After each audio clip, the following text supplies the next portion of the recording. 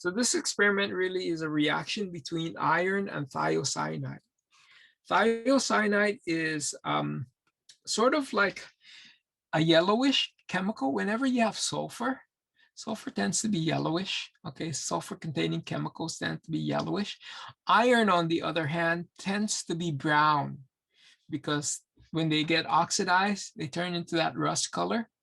Okay, the metal itself is sort of gray, but when it is exposed to oxygen, it becomes oxidized and goes from iron 2 to iron 3 and becomes brown.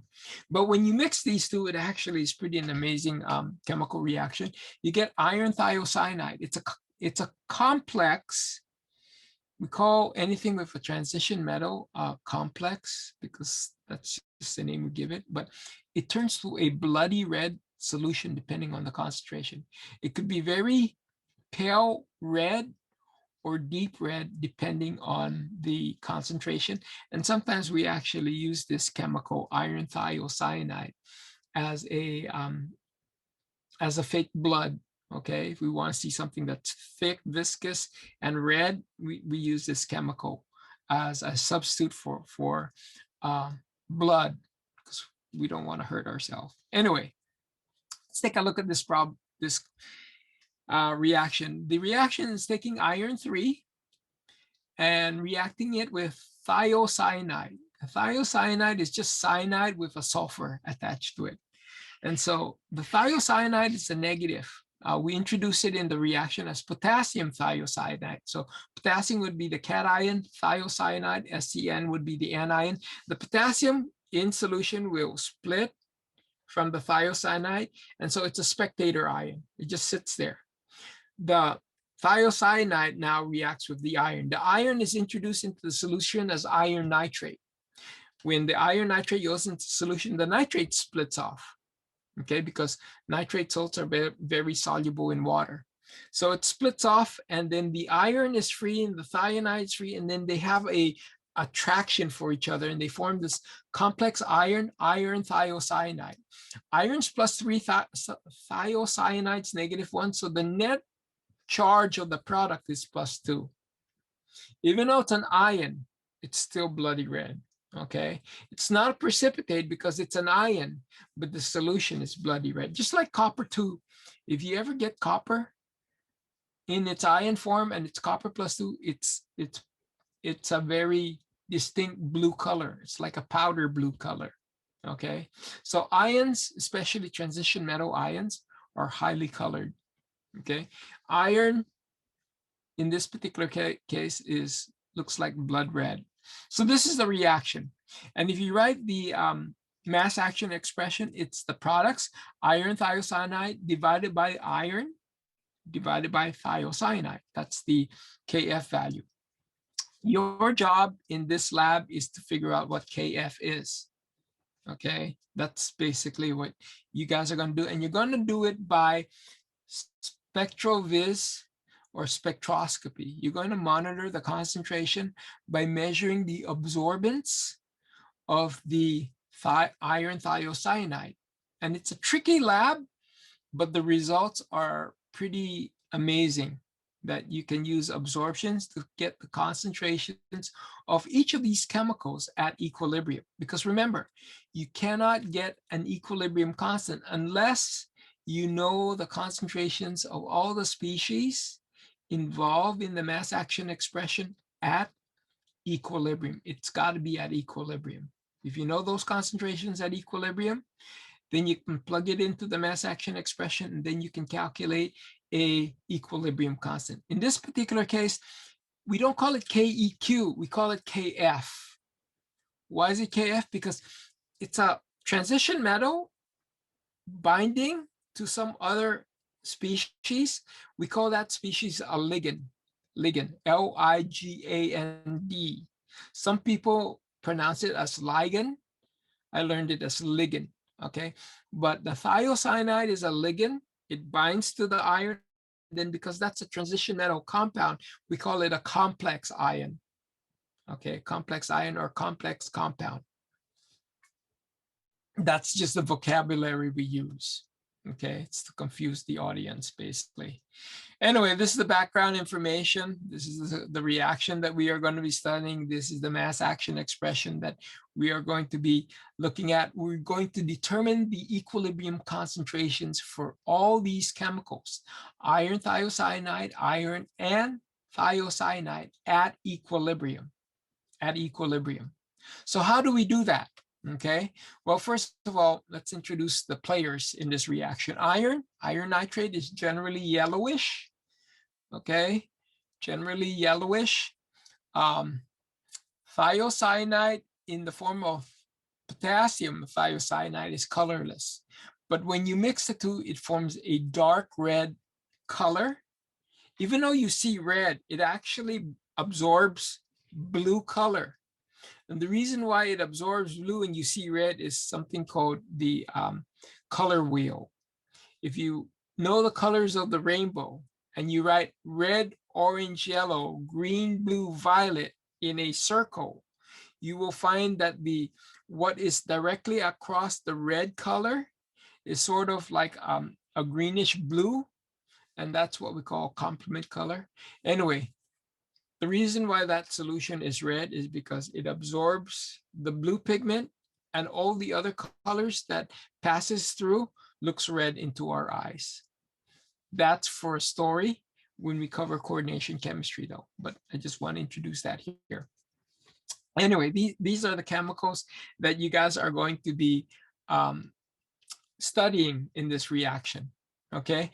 According to Beer's law is introduced in this particular lab because we're going to use the absorbance to monitor the concentration. So according to Beer's law, the absorbance of a chemical is going to be equal to this molar absorptivity. That's what epsilon is. You guys saw that in activity 4, part C, okay? L is the path length, how far the light has to travel in the cuvette cell, and C is the concentration of the chemical that actually does the absorbing. So the chemical that is going to absorb 470 is iron thiocyanide. Okay, this chemical right here, iron thiocyanide, is going to absorb. That's where you see the maximum peak hump, and that hump in the absorption spectrum is iron thiocyanide. You sit at 470, that absorption feature is iron thiocyanide. So if we monitor that absorbance using Beer's law, we can monitor its concentration. Why is that concentration important? Because the concentration is related to the concentration of the chemical at equilibrium. Okay, so how can we monitor the concentration of iron thiocyanide by just monitoring iron thiocyanide? How can we do that? We put iron in a cuvette. We put thiocyanide in terms of potassium thiocyanide in the cuvette or in a reaction. The reaction takes place and forms iron thiocyanide. That's this chemical right here. It turns red. When we put it in a spectrovis, we only look at the iron thiocyanide. It's going to be now at equilibrium. We're only looking at that absorbance. So how do we get the concentration of the iron and the thiocyanide at equilibrium? We know what the initial concentrations are. How do we know what it is at equilibrium? Well, that's the beauty of this lab. Okay, that's the beauty of this lab. You guys are going to need to understand the chemistry in order to appreciate how we do that. Okay, so what we need to do is we need to figure out, okay, what if we know a concentration of iron thiocyanide? Let's say we prepare iron thiocyanide and we know exactly what that concentration is. What is the absorbance for that concentration? That'll be a standard. So one of our test tube is going to have a huge amount of, I believe, a huge amount of iron and a certain small amount of thiocyanide. And then now we can dictate how much product is produced because it's going to be based on the limiting reagent. Remember that if you've got like 100 iron and you only have 2 thiocyanide, how much product's going to be produced? It's going to be based on the limiting reagent. And you might say to me, well, isn't it an equilibrium? Isn't only part of the thiocyanide going to be consumed? Because what happens is that when the product forms, it'll back react. Yes, but just like our first experiment, the crystal violet, what we do is we make one chemical so concentrated that the stoichiometry is based on the limiting, okay? Like what we did in the crystal violet, we made the crystal violet so high, I mean the hydroxide so high and the crystal violet so small that the product that we get was based on the crystal violet, and the rate wasn't a function of the hydroxide because that was so high. Well, we can do the same thing here. What we do is we make one chemical small, the other chemical large, and then we can dictate, because what will happen is that the ratio between the large and small is so big that the amount of product this form is going to be dictated by the smaller amount. You're only going to get that amount. Okay, and the Chatelier's principle will tell you that reaction is moving in the forward direction because you're loading up on the reactant. So it's going to push the reaction to the product side. Okay, that's Le Chatelier's principle. So that's key. Based on the control, we can now figure out how much iron thiocyanide will give us what absorbance. That's our control. Okay, and that's important. That's important. Why is that important? Because now we can get any absorbance and do that ratio. We can say that, okay, if this concentration is that absorbent, then this absorbance should be this concentration. We can basically do a ratio. Okay, if an absorbance of 0.1 means that we've got a 0.2 molar iron thiocyanide, then an absorbance of 0.01 will give us a concentration of iron thiocyanide. We can use that in our lab. Okay, so that's why we have a control run in this experiment, and we have a control run. Anyway, for trials 1 and 4, this is not the non-control run. Okay, what we are going to be doing is we're going to have a known concentration of iron and a known concentration of iron thiocyanide, and based on that, we're going to read the absorbance of the iron thiocyanide that is produced. This is what the reaction will look like. What you will see is that the iron and the thiocyanide are going to be consumed, depending on the limiting agent, minus X plus X. For whatever chemical is the limiting, that's going to dictate how much product is produced. So if we know this chemical, if we know this absorbance, remember, that's why we have the standard, because if we have the standard and we know the absorbance, then we can predict what this concentration is. We can predict this concentration depending on the absorbance for our trials 1 through 4. Let me repeat that. We're going to have 5 trials. The first 4 are our experiment. Look at the data set. The 5th one is a control in which we beef up one of the concentrations of one of the chemicals, and the other one we make very small. For that control one, we now know how much product is going to be produced because of the limiting agent.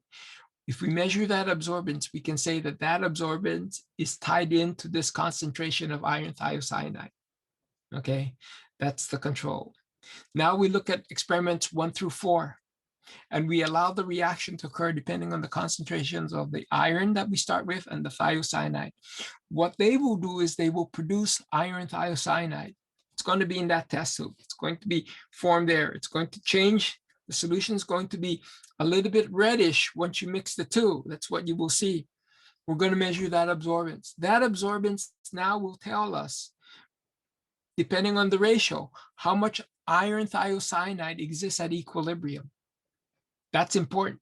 Why is that important? Because that's X. That's the amount that actually formed from our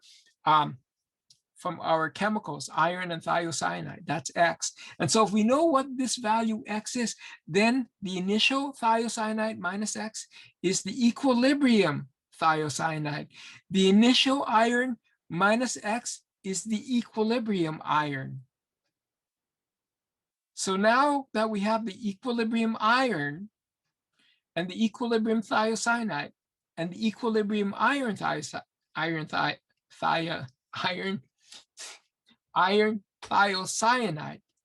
then we can put those concentration into the mass action expression and calculate a Kf value for that trial.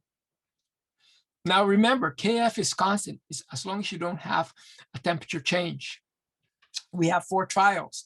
They each should give us the same approximate Kf value, plus or minus experimental error, temperature drift, etc.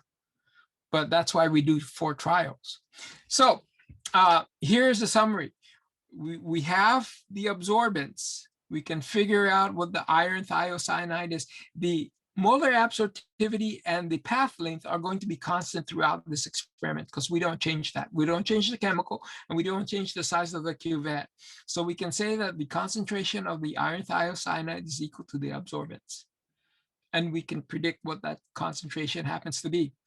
And we know what the standard is, okay? And so we can basically do the math and we can say, if we simplify this, that the concentration of this chemical for the first trial is equal to the concentration of our standard, because we know the conditions for standard, divided by the ratio of the absorbance for this first trial divided by against the absorbance of our standard. This is the main concentration to give us X. We use this X for the rest of these to calculate the equilibrium concentrations for iron and thiocyanide. Okay, so that's basically what we do for the rest of the trial. We measure an absorbance for test tube 1, for test tube 2, for test tube 3, for test tube 4. And based on that absorbance, we can get the concentration of iron thiocyanide for trial 1, trial 2, trial 3, trial 4. We can use those concentrations to get a Kf for trial 1, a Kf for trial 2, a Kf for trial 3, and a Kf for trial 4. You're not going to get a Kf for trial 5, the standard, because we're not using it for that. We're just using it in terms of giving us the concentration of our standard. So that's basically what we have right here. Again, it's showing you how we do this. And the rest of these are just mathematical explanation. You see, I'm showing you that the equilibrium thiocyanide is equal to the initial concentration. And you know what the initial is, because what you have is the initial concentration of the potassium thiocyanide. You know that concentration. And then you know the volume that you have. And then when you mix it together, you know the total volume. So this is a C1V1 equals C2V2. The C1 is the initial iron thiocyanide concentration. The V1 is how much you use to mix. The V2 is going to be the volume of the total solution. And you will see that in the data table that you have for this particular experiment.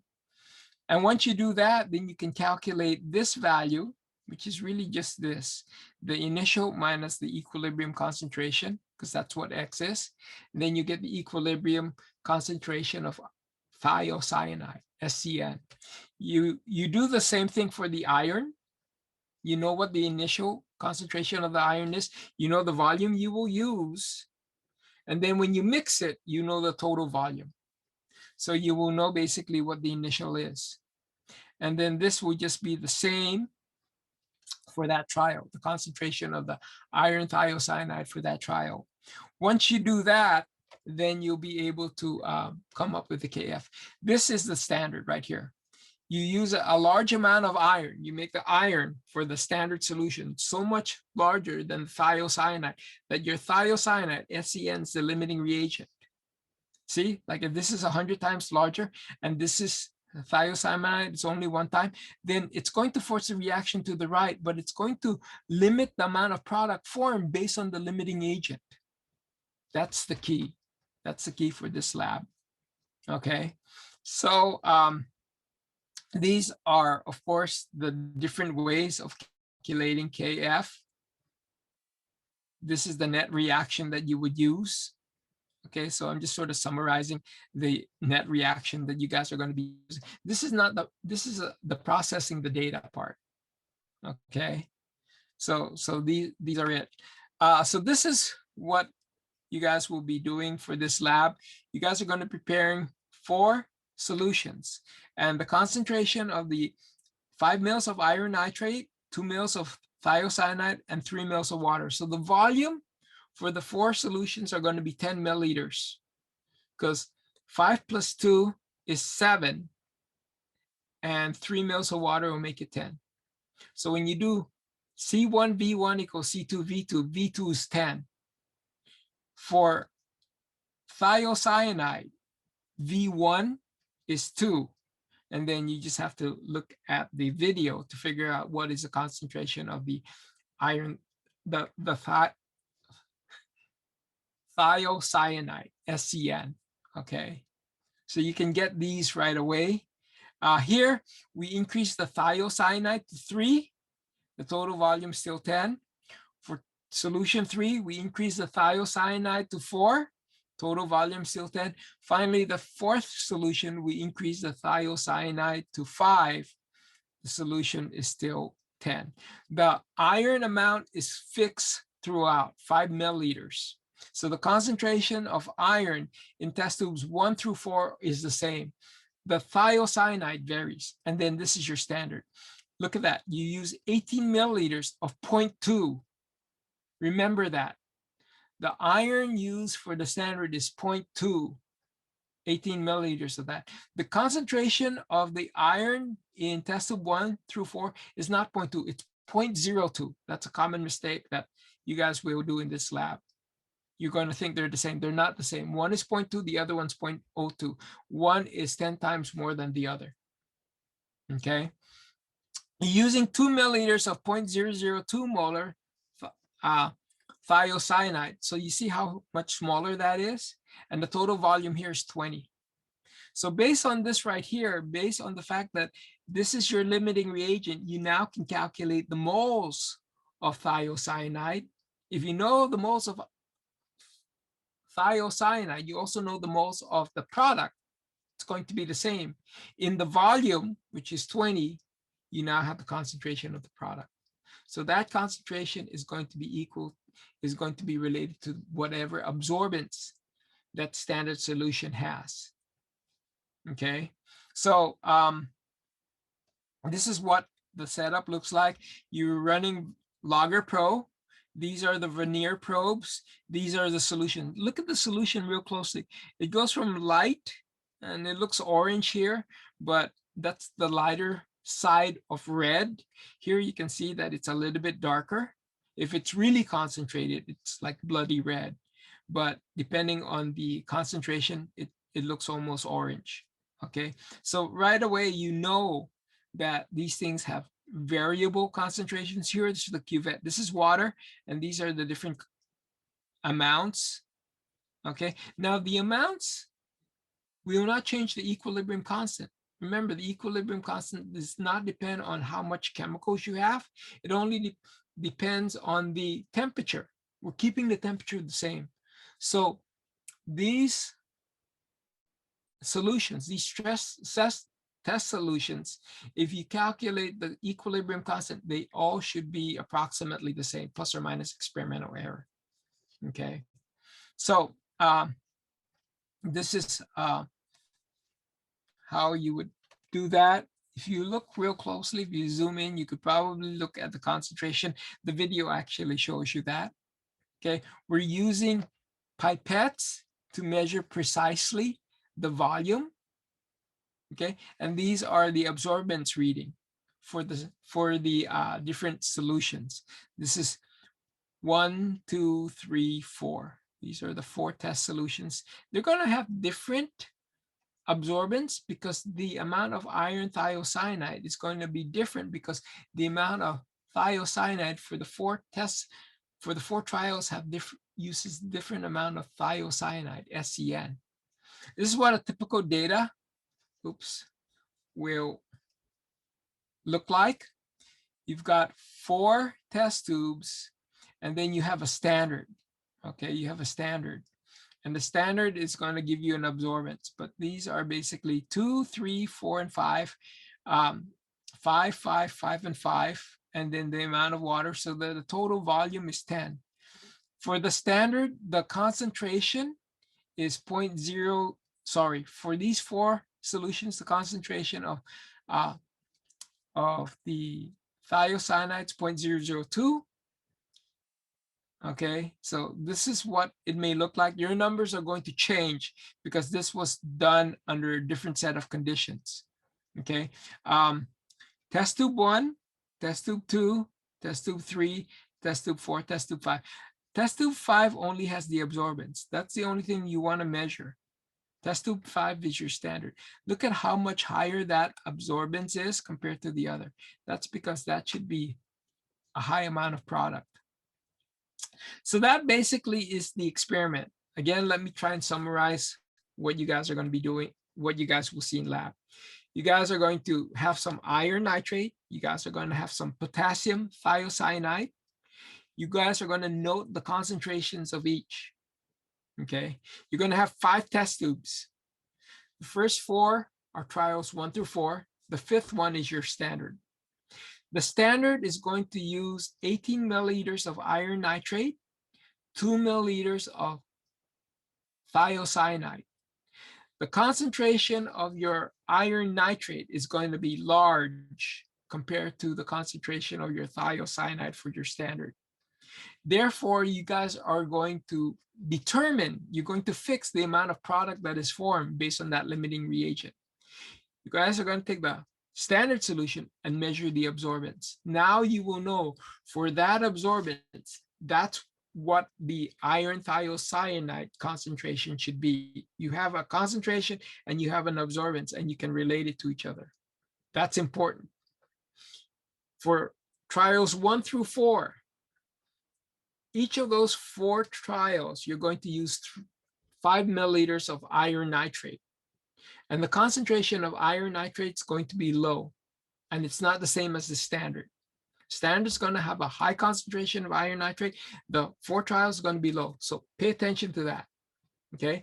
The concentration of the thiocyanide, SCN, is going to be the same for all 4, except you're using different volumes. For the first one, you're using 2. For the first one, you're using 2. Second one, you're using 3. The third one, you're using 4. And the 5th one, you're using 5 mils. So the concentration of thiocyanide in the 4 solutions are going to change, which means that because that's going to dictate the amount of product you get, the amount of iron thiocyanide in each of those 4 solutions are going to vary. And how do you know that? Because 1, the color will vary for those solutions, but more importantly, the absorbance are not going to be the same. Okay, and that makes sense. The iron's constant for all 4, but the thiocyanide varies and gets higher. So you're going to cause the equilibrium to shift more towards the product. The higher the concentration of the iron thiocyanide, the higher the concentration of the potassium thiocyanide, it's going to give you a different amount of iron thiocyanide in each of those 4 solutions. But you're going to measure the absorbance. So now you have the absorbance of each of those 4 solutions, and you have your standard. So based on that, you can do some math that I showed you in the PowerPoint and calculate what is the concentration of the iron thiocyanide, FeSCN, for each of those 4 solutions. The absorbance of those 4 solutions will give you the concentrations at equilibrium of the iron thiocyanide for those 4 solutions. Why is that important? Because the concentration of the iron thiocyanide for each of those 4 trials will give you X for each of those trials. Then you can calculate the iron equilibrium concentration and the thiocyanide at the equilibrium concentration in each of those trials. And then you can take the iron, the thiocyanide, and the iron thiocyanide for each of those trials and calculate a Kf. And so you will get 4 Kf value.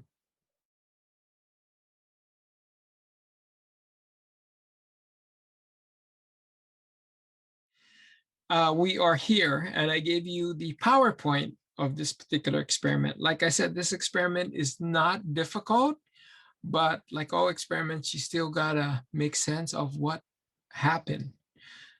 I know that you guys are not doing the experiment. This is the best we can do in terms of you guys going through an experience that would prepare you for your class in the future. I know it's not the same, but it's the best we can do. Anyway, if you go to week 6, what you will find is this PreLab discussion. We talked about this. I think this was what we did on Monday. This is just the PowerPoint.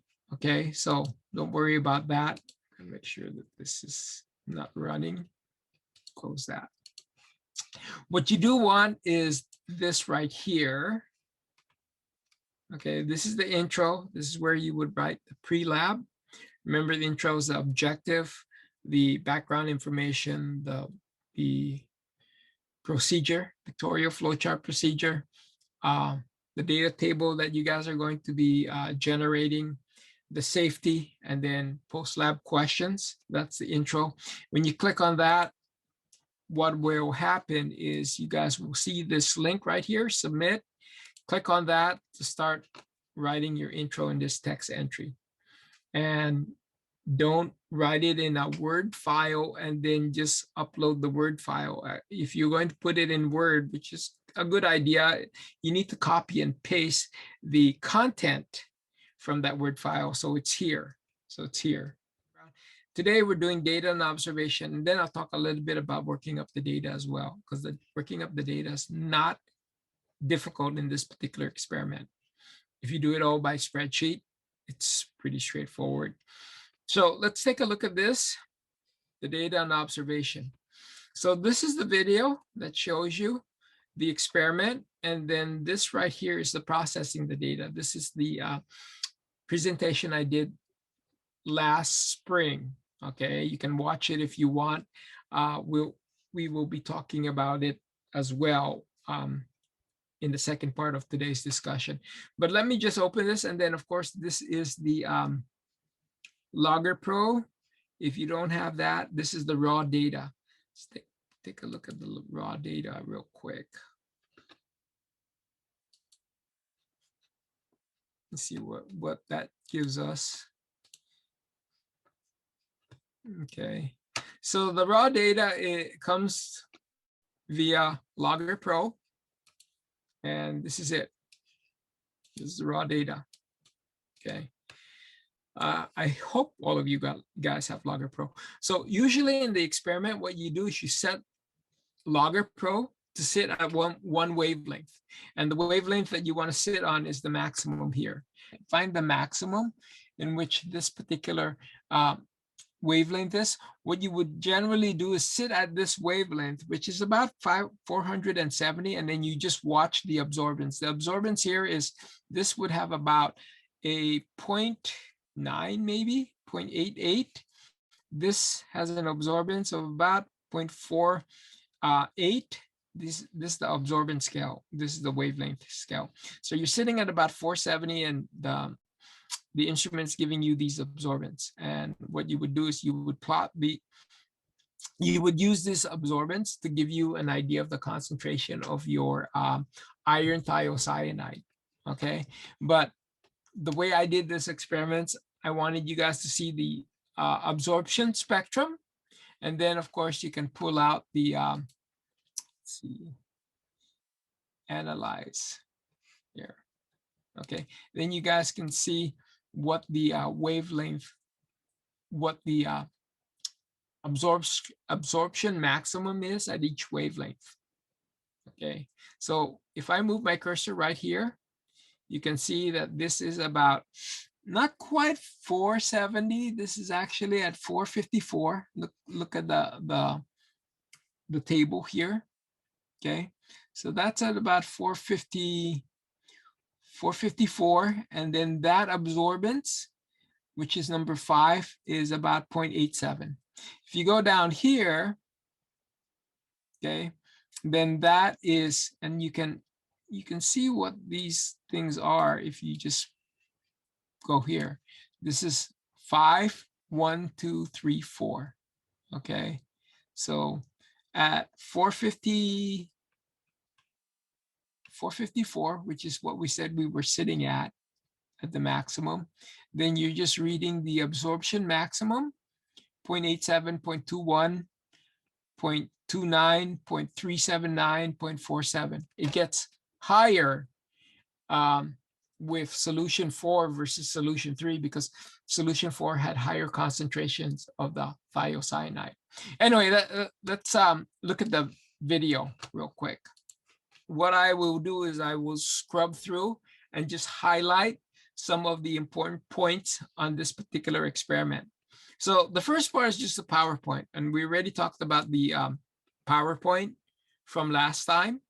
So that's the first part of this particular experiment. Then this part right here is making sure, and you guys would do this if you were in lab, label your test tubes so that you don't mix them up. It's important that you label everything, okay? And then I'm telling you right here that this particular solution is 2.2 molar iron 3. I'm probably preparing my standard. Remember that the iron concentration for the standard is 0.2 molar. And here I kind of show you what the concentration in the background right here. This right here is 0.002 molar, and that's going to be for test tubes 1 through 4. Okay, so that's what I tell you right here. I tell you what the concentrations are. And again, we're putting it in a small container because we don't want to contaminate the solutions. And then this is the thiocyanide, 0.002 molar. Okay, so again, I'm putting it in the small container. And then what I will do is I will use these solutions to prepare my trials, my 4 trials and my standard. So I'm just going to scrub through here.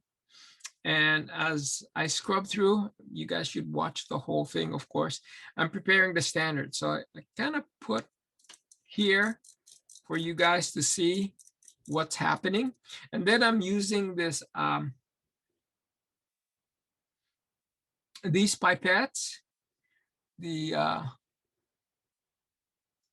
precision pipettes, okay, rather than the ones that you would use in lab.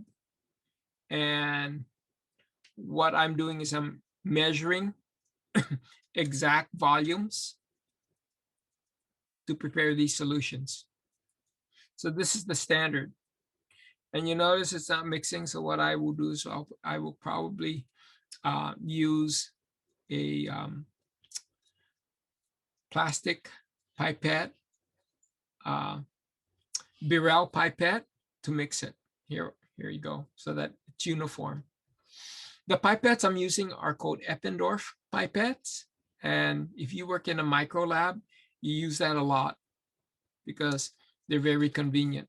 So that's what I use throughout this particular procedure. To get precise volume, I'm using these Eppendorf pipette, and I'm measuring out the volumes that I would need for each of these test solutions. This is solution number 1, and then I'm dialing it again. And this is 3 milliliters as directed in the procedure. Okay, and then I will basically just prepare these one at a time. Okay, I'm going to scrub through. And of course, I also need water. That's what I forgot, because these things all need to be 10 milliliter, and you put the appropriate amount of water so that total volumes are the same. So that's what I'm doing. Next step right here is adding iron. Use 5 milliliters of 0.002 molar iron in each one of these. And then I'm preparing the SpectroVis. You need to calibrate it with water. That way the instrument knows that, okay, there's no chemicals here. It should have 100% absorbance. We calibrate it with water because the solvent that we are using is water. So you have to calibrate it with the same solvent so that that's the blank.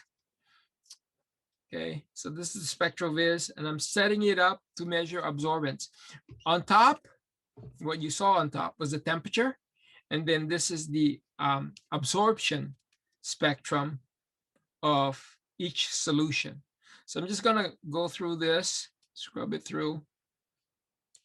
Okay, and notice the data is being generated. This is the standard. The standard is the highest, and then from the bottom up, it's trial 1, trial 2, trial 3. Okay, and you notice these things have trace over them, and that's because I run it maybe a few times, and the absorbance is always going to be the same as long as I don't mess around with the concentrations per trial. And so those are pretty good absorbance value. And this is, I think, solution number 3. And then finally, we are now doing solution number 4. And what you should see in the trace is multiple lines, because I think I do this a number of times to make sure that it's reproducible. Gotta make sure it's reproducible, otherwise you will have errors. Okay. So you guys could always scrub through. Please pay attention on the procedure that is going on. And here it is. And you can see that solution 4 did go over the previous one. And don't worry about this edge right here. That's artifacts. Look at the maximum. These should be consistent with each other. If you're doing experiment or trial 3, 5 minutes ago, trial 3 present, the solutions should all have the same concentration of iron thiocyanide. That means that the maximum here should all trace out to the same graph. And then I think this one right here might be the standard. I'm doing the standard a few times. So you can see I'm doing it multiple times just so that I get consistency. So that's the experiment. Like I said, the experiment's pretty straightforward. This is the simulation. What you can do is you can take the Logger Pro and run a simulation. And here's the wavelength maximum right here. And try run 3, run 4, run 5, run 6. These are the values. Okay. Trial. And that's what you're reading. So let me get out of here. And let's take a look at the data in Logger Pro. That's the one that you download. And what I've done was I changed the run and I changed the labels. I only took the good ones out. I only put the good ones in this particular table, but it represents the 3 trials that I did. So if you go to Logger Pro, play around with the analysis, because what you can do is you can zoom in, zoom out, you can auto scale, you can replay some of these things. Like for example, if you hit replay and you do say solution 5 and make sure that you speed it up, you can actually run it. So that's what you should see here in terms of the data that's generated. You could rerun the trace that's taking place. I'm going to stop. Then I'm going to take this right here. This is the analysis portion. Let's see. That out. Okay, you can actually go in here and examine and find the maximum peak integration model, replay, insert graph. Let's examine this.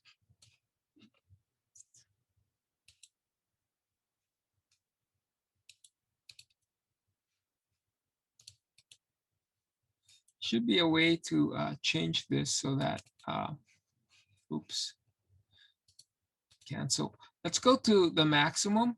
I think we said it was 450 something, 454. Double click here and look what happens to the graph. Okay, and I click on that. Look what happens to the graph, because we want to see that.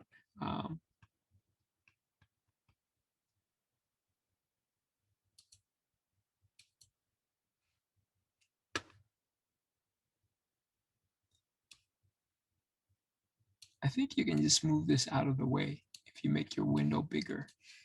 Make your window bigger, you can actually change the size of these things so you can see everything.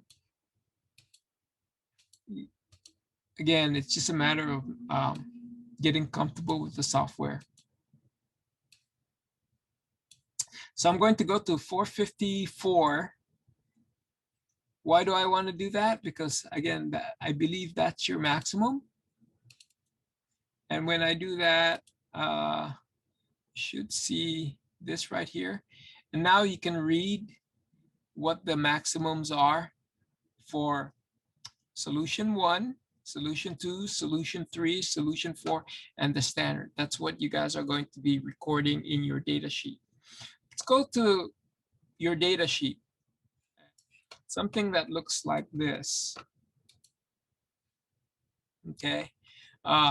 Something that looks like this, the absorbance, the initial concentration, the thiocyanide concentration, and then you guys are going to generate the concentrations at equilibrium and the concentrations of the iron thiocyanide, the iron, the thiocyanide, and from that you guys are going to calculate an equilibrium constant.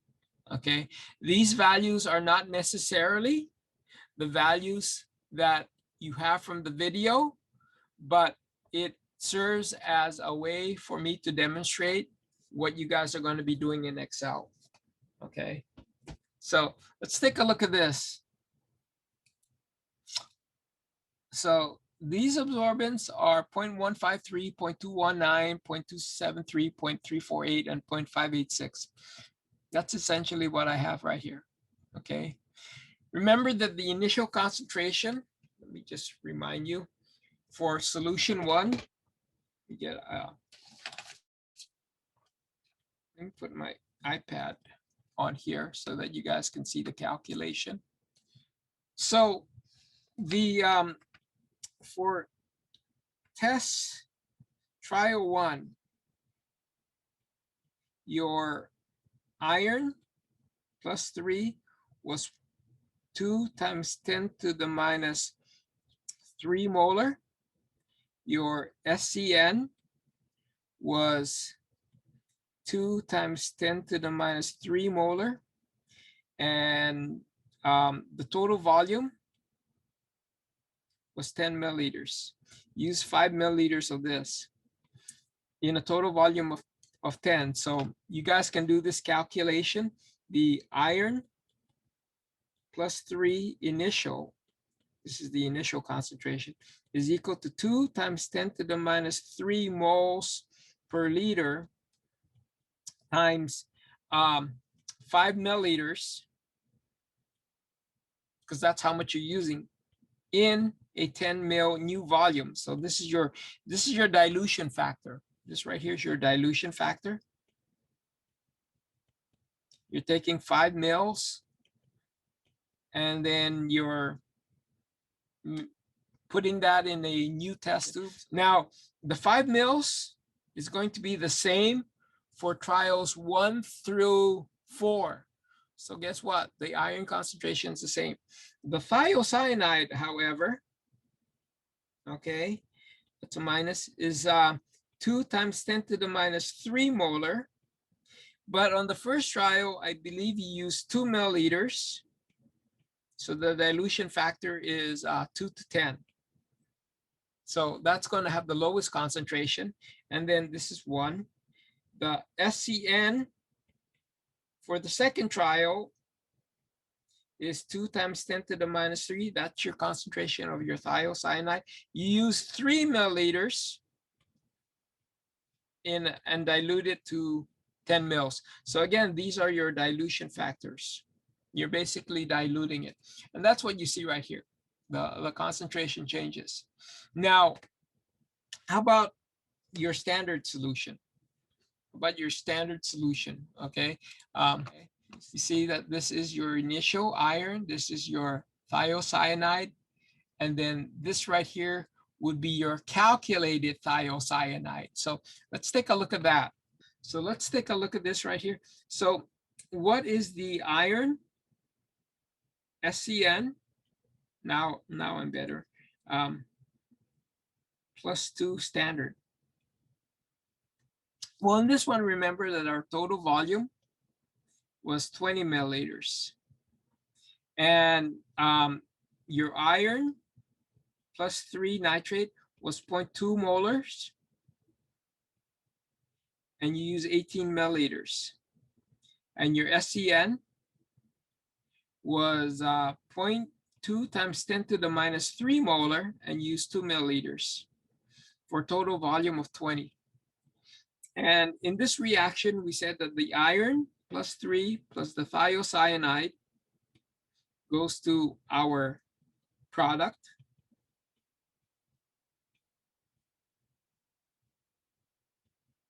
And this was the limiting agent. And based on that, we say that that limiting agent, because this was so high, like 100 times greater than thiocyanide, that the amount of product produced in our standard is equal to our limiting reagent. Okay, that's one of the things we said. So what exactly is the concentration of our limiting agent? Well, we know it's 2 times 10 to the minus 3 molar, okay, moles per liter. And our dilution factor here is 2 in 20. So that basically means that our SCN minus, for our standard, this is all for standard now, is 2 times 10 to the minus 4 molar, which is equal to FeSCN +2 standard. That's what we are assuming. So that's going to be our concentration for our standard. It's going to be 2 times 10 to the minus 4. Okay, 2 times 10 to the minus 4 is our, is going to be our iron thiocyanide. Now, how do we calculate the concentrations of the iron thiocyanide for each of our trials 1 through 4? Let me remind you what equation we use based on the PowerPoint that we had last time. We can do this ratio. The absorbance of trial 1 is equal to the concentration of the thiocyanide of trial 1, as the absorbance of my standard is equal to the concentration of the thiocyanide for my standard. We can use that ratio. Why? Because the top equation here follows Beer's law, A equals epsilon L times C. And the bottom also follows Beer's law. So we can do this ratio. It's based on Beer's law. We know what this is. We just said it was 2.00 times 10 to the minus 4. We know this from our table, our data, and we know that from our table, so we can calculate the concentration of our thiocyanide for trial 1. And what we need to do is we can just set up our spreadsheet to do this.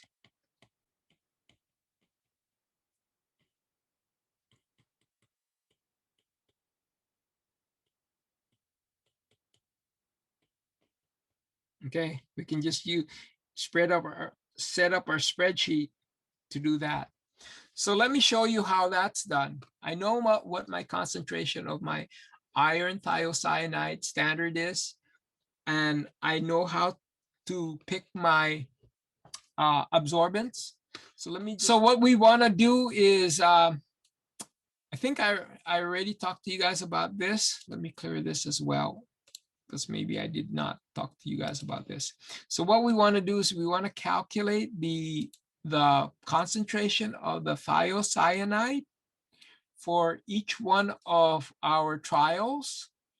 So the way you do that is, remember, I showed you in the formula that you're taking the absorbance of your trial, dividing it by the standard, and then multiplying it by the equilibrium concentration of the iron thiocyanide, which we said was 2 × 10⁻⁴ molar, which I place here for some reason. I just put it here. It's not the iron initial. It's just, let me make sure I box this so that you guys know it shouldn't have that.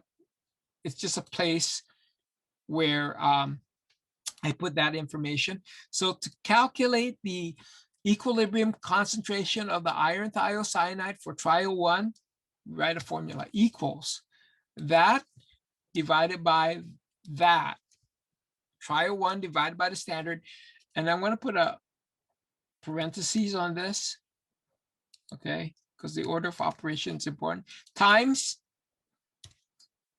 this, which is my concentration of my standard iron thiocyanide. So, and then I want to make sure that this D6 is always fixed and this B6 is always fixed. And the way I do that is I put $ before the B and after the B in B6, and before the D and after the D in D6. That way I know that those cells are going to be constant. Hit return, and that's the value I have. If I want to change this number significant figures, I just go here and change that significant figures. And then I'm going to do a propagation of calculation. I click on that and then just drag this down. It's that easy, okay? I'm going to click here just to double check to make sure my cell reference are correct. For trial 3, I'm using A3, dividing it by the standard and multiplying it by 0.2 × 10⁻�3. So that formula is correct, and that is that concentration. So these are all the equilibrium concentrations for the different trials, okay? Let me blow this up so that you guys can see this better. What I'm going to do now is calculate the iron equilibrium concentration. And the way I do that is I'm just going to go to that cell and say equals. Remember in our discussion, the equilibrium concentration of your iron is the initial that you started with minus the amount that actually goes on to the product. So it's the initial minus how much goes to the product is my equilibrium concentration of my iron. So that's just equal to this right here, the initial minus how much goes on to the product, which is the concentration of my iron thiocyanide for trial 1, and then I'll just hit return. That's the concentration of my iron at equilibrium for trial 1. I'm just going to do a propagation of calculation. Okay, so you can see it starts to get smaller because more of your initial iron is going towards product because the product concentration is going higher. Thiocyanide is the same. The amount of thiocyanide at equilibrium is equal to the amount that I started with minus how much is consumed for the product. So I'm just going to do this minus that, but I'm not going to do that here because I want you guys to work that out. So I'm not going to do that calculation, but you guys should know how to do that. Okay. Once you have that and you do a propagation of calculation, then you can calculate the equilibrium constant. And the equilibrium constant is products, which is this guy. Remember, you're only taking the equilibrium concentrations right here to calculate Kf, just these values.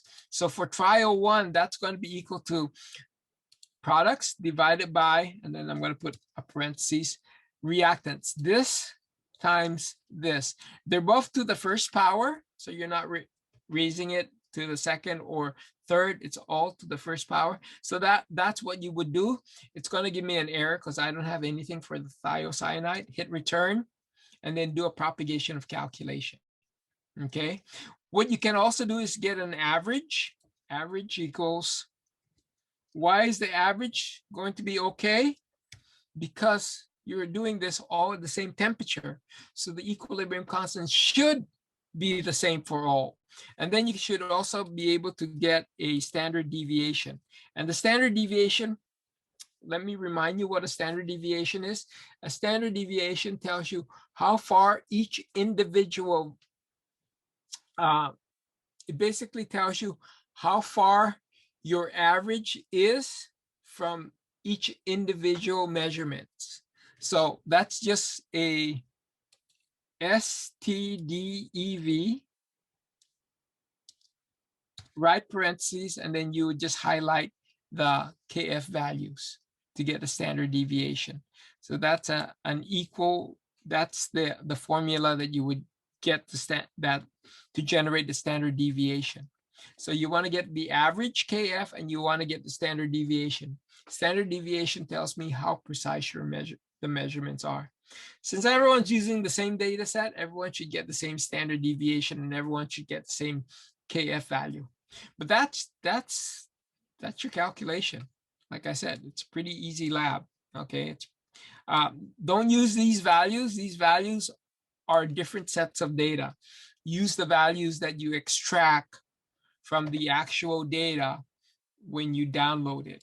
Okay, so you guys are basically getting the absorbance for trial 1, trial 2, trial 3, trial 4, and the standard. That's the thing that you're pulling out from all of this. And then you're done. What you need to do now is, that's processing the data. Talk in your discussion, make sure you summarize the result as well. The results is not this is not a very involved lab compared to experiment number 1 or experiment number 3. So the table of results should be pretty straightforward, okay? In your discussion, the talking points, of course, are the colors of the solution in its relation to the equilibrium constant. If the equilibrium constant is large, you should see that in the color of your solution. If the equilibrium constant is small, you should kind of see that in the color of your solution as well. What is the meaning of that KF value? The talking points are in your lab manual as well. Okay, but that's your experiment. That's your experiment. Experiment number 2. It's a